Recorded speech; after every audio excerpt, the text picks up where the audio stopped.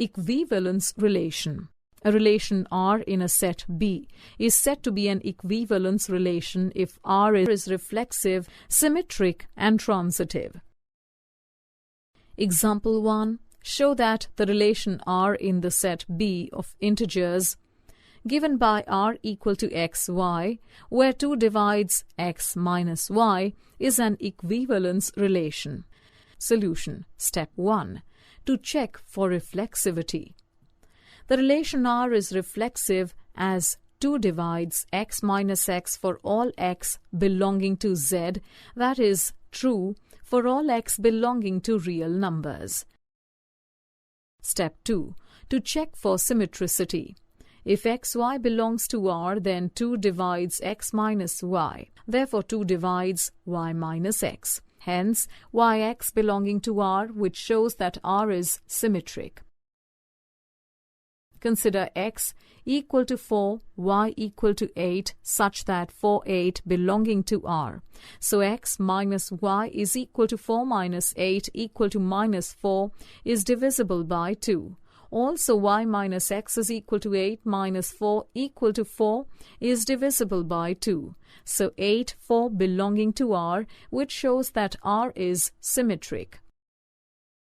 Step 3. To check for transitivity. If xy belongs to R and yz belongs to R, then x minus y and y minus z are divisible by 2. Now x minus z equal to x minus y plus y minus z is even, because sum of even numbers is even. So x minus z is divisible by 2. Consider 3 numbers x equal to 8, y equal to 6 and z equal to 4. X minus y equal to 8 minus 6 equal to 2 is divisible by 2. Y minus z equal to 6 minus 4 equal to 2 is divisible by 2. Now x minus z equal to x minus y plus y minus z. Finally, 4 is equal to 4. So 8 minus 4 is divisible by 2. Thus, R is transitive. Hence, R is an equivalence relation in B. Example 2. Let A be the set of all triangles in a plane with R a relation in A given by R equal to A1, A2, where A1 is congruent to A2. Show that R is an equivalence relation. Step 1. To check for reflexivity. The relation R is reflexive since every triangle is congruent to itself. Step 2. To check for symmetricity. We are given A1, A2 belonging to R, which implies A1 is congruent to R, 2 implying A2 is congruent to A1. This implies A2, A1 belongs to R.